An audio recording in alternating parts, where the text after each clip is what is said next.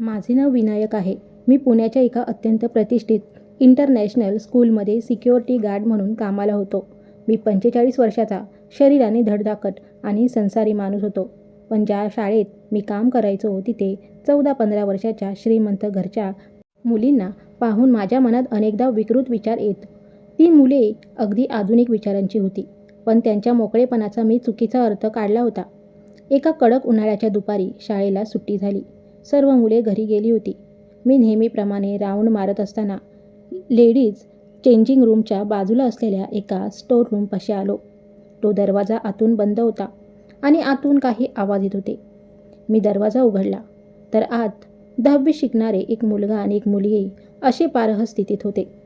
त्यांना पाहून आधी मी दचकलो. नंतर माझ्या मनातील सैतान जागा झाला. त्या मुलीचे नाव समीक्षा होते आणि मुलाचे नाव आर्यन. दोघेही भीतीने थरथर कापत होते. मी त्यांना धाक दाखवला की मी ही गोष्ट प्रिन्सिपलला सांगणार आणि त्यांचे करिअर उद्ध्वस्त करणार. आर्यन माझ्या पाया पडला. त्याने पैशाचे आमिष दाखवले, पण माझ्या डोक्यावर वासनेचे भूत स्वार झाले होते. मी आर्यनला धमकी देऊन खोलीबाहेर काढले आणि दरवाजा आतून बंद केला. समीक्षाने हात जोडले. मला वडिलांच्या वयाची शपथ घातली, पण मी एक ऐकले नाही. मी तिच्यावर अत्याचार केला. जेव्हा मी बाहेर आलो तेव्हा आर्यनचे डोळे रागाने लाल झाले होते. त्याने माझ्या गचांड्याला धरले आणि म्हणाला, विनायक, तू आज जे केलेस त्याची किंमत तुला मोजावी लागेल. तू माझ्या प्रेमाचा अपमान केलास. आता मी तुझे आयुष्य उद्ध्वस्त करेन. माझा चेहरा लक्षात ठेव. मी तुझ्या स्वप्नात येईन. मी त्याच्याकडे दुर्लक्ष केलं कारण माझ्याकडे त्याचा फोटो होता जो मी ढाल म्हणून वापरणार होता.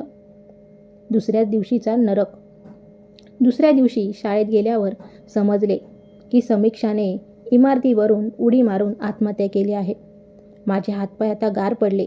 पोलीस आले. चौकशी सुरू झाली. मी खोटे बोललो की मला काहीच माहीत नाही. पण खरी भीती तेव्हा वाटली जेव्हा मी घरी गेलो. माझी पत्नी सुनीता, जी गर्भवती होती, ती रडत ओरडत होती. तिने सांगितले की आमची 6 वर्षाची मुलगी परी हिला शाळेतून कोणीतरी उचलून नेले आहे. त्या माणसाने सांगितले की तो तिचा मामा आहे. मला लगेच आर्यनची धमकी आठवली. माझ्या पायाखालची तेव्हा जमीनच सरकली. तेवढ्यात माझ्या फोनवर आर्यनचा फोन आला. तो म्हणाला, विनायक, जशी समीक्षा तुझ्यासमोर रडत होती तशी तुझी परी आता तुझ्यासमोर रडतेय. मी तिचे रडणे रेकॉर्ड करून तुला पाठवेन. तू माझ्या आयुष्यातील मलिका मारलीस. आता मी तुझे सर्वस्व संपून टाकेन. आता मी वेड्यासारखा पोलिसांकडे धावलो. आर्यनच्या घरी गेलो, पण काहीच पत्ता लागला नाही. सुनीताला जेव्हा माझे सत्य समजले तेव्हा तिने माझा तिरस्कार केला.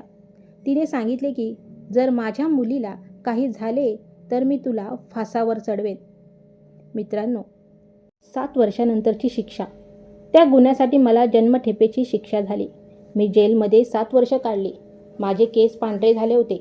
शरीर थकले होते. रोज रात्री मला परीच्या ओरडण्याचे आवाज ऐकू येत. मला वाटले की माझ्या पापामुळे माझ्या मुलीचे आयुष्य उद्ध्वस्त झाले. 7 वर्षांनी सुनीता मला जेलमध्ये भेटायला आली. मी रडत तिची माफी मागितली. तेव्हा तिने एक धक्कादायक खुलासा केला. ती म्हणाली, विनायक, तुला तुझ्या कर्माचे फळ मिळावे म्हणून मी तुला आजवर हे सांगितलं नाही. आपली मुलगी परी अगदी सुरक्षित आहे. ती माझ्यासोबत घरी आहे. मी थक्क होऊन विचारलं, कसे? ती म्हणाली, आर्यन तुझ्यासारखा नराधम नव्हता. त्याने परीला फक्त तुला धडा शिकवण्यासाठी नेले होते. तुला जेल झाल्यावरच 2च दिवसात त्याने परीला सुखरूप माझ्याकडे आणून सोडले. त्याने सांगितले की त्याला एका लहान मुलीवर अन्याय करून तुझ्यासारखा प्राणी बनायचे नाहीये.